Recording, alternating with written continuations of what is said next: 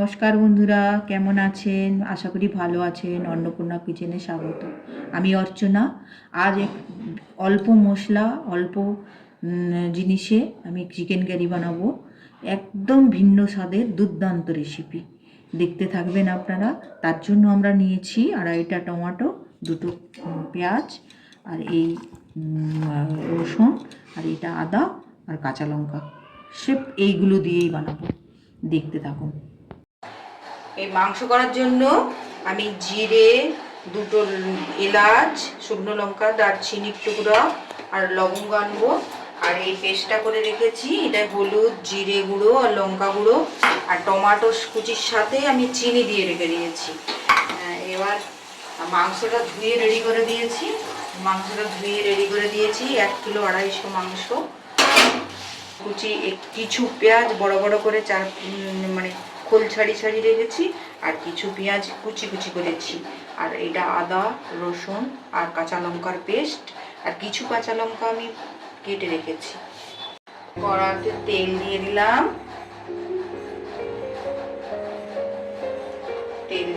কড়াতে এবার এই শুকনো ফোড়নগুলো দিয়ে দিলাম। জিরে,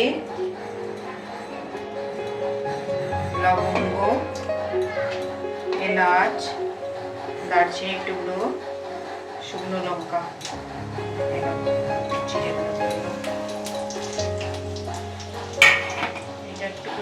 এরপরে ছোট করে রাখা কুচি করে রাখা পেঁয়াজগুলো লাল লাল করে। বড় পেঁয়াজগুলো দেবো না, বড় পেঁয়াজগুলো যাবে মাংস।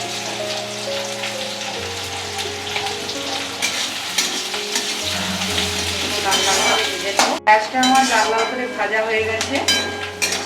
এরপর চিনি মাখানো টমেটোটা চিনি মাখিয়ে রেখেছি, এটা দিয়ে দিলাম।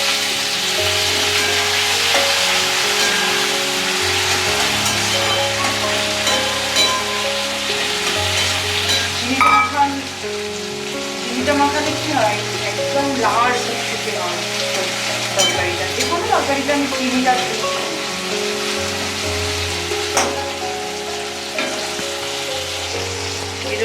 এর উপর আমি 2 চামচ নুন দিয়ে দিলাম, আর একটু বেশি করে নুন দিলাম, মাংসটা আর কাঁচা লঙ্কার পেস্টটা আমি আমলুটাতেই করে নিয়েছি। আমলুটাতে আর শিলনোড়াতে করলে বেশি টেস্টি হয়, গরম হয়ে যায় তো। টমেটোটা পুরোপুরি গলে গেছে। এরপর আমি আদা, রসুন আর কাঁচা লঙ্কার পেস্টটা দিয়ে দিচ্ছি।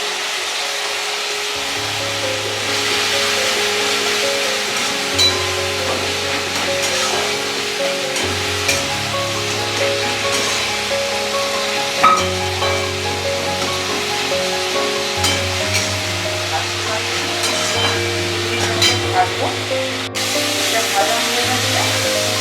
মশলাটা পেস্ট করে রাখা মশলাটা দিয়ে দিচ্ছি।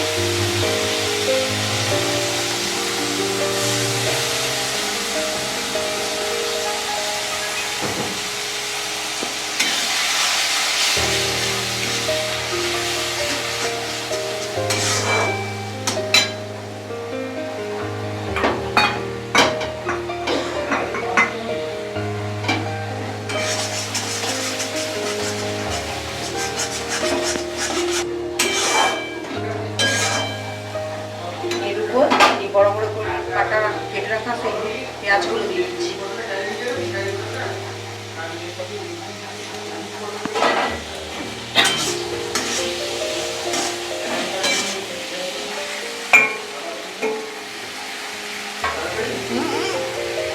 কেটে রাখা কাঁচা লঙ্কাগুলো দিয়ে দিচ্ছি।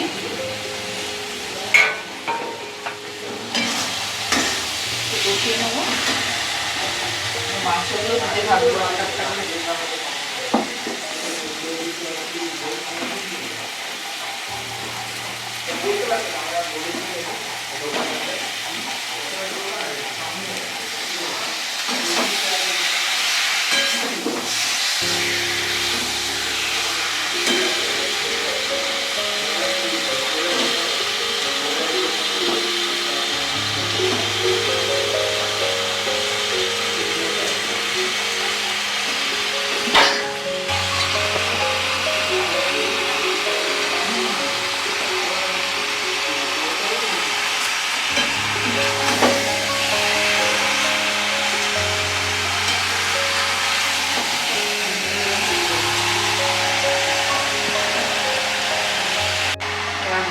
মধ্যে মশলার মধ্যে এগুলো কড়াতেই ম্যারিনেট করে দিচ্ছি।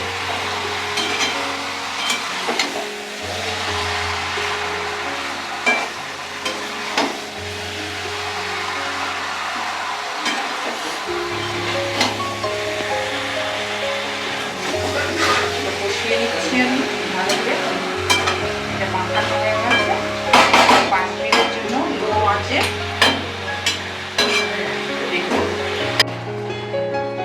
এরকম করে মাখিয়ে দিচ্ছি, দিয়ে সিম আছে 5 মিনিট ঢাকা দিয়ে দেবো।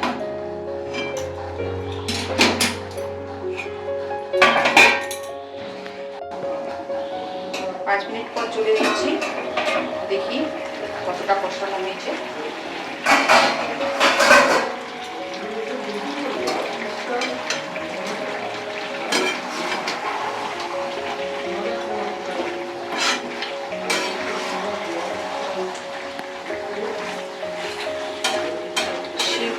সিম করা ছিল, ওই জন্য জলটা বেরিয়েছে। তো সিম না করলে অতটা জল বেরোতো না।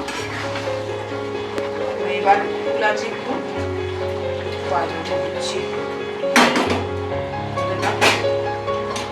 এটা হয়েছে, আর এটা আরেকবার নেড়ে দিচ্ছি।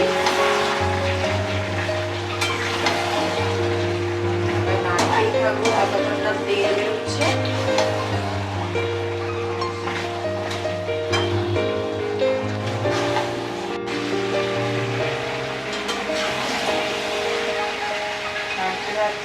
মশলার গা থেকে তেল ছেড়ে আসছে, এখনো অনেক বসবো।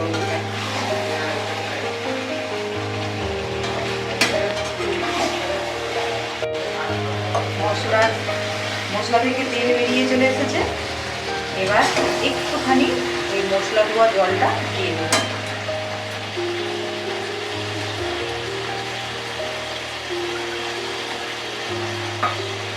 মশলা ধোয়া জলটা একটু দিয়ে দেবো।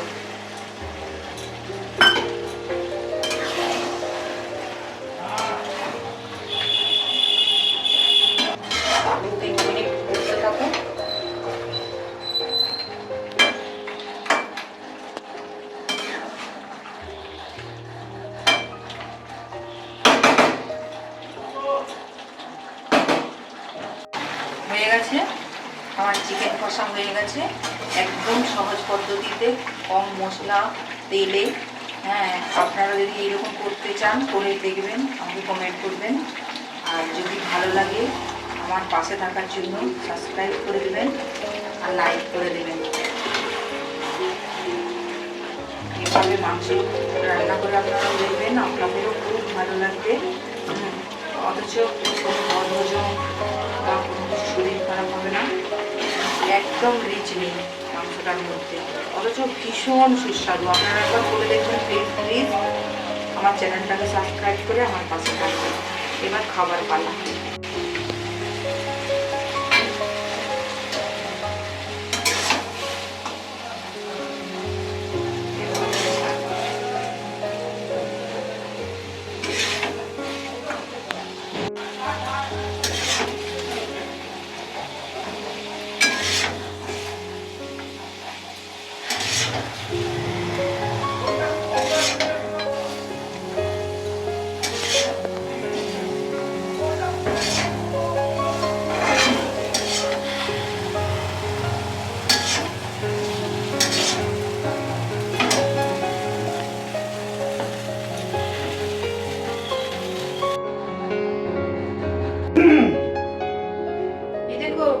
কেমন হয়েছে দেখো চিকেন কষাটা, সুন্দর হয়েছে, একেবারে দারুণ হয়েছে, এটা এক্সিলেন্ট।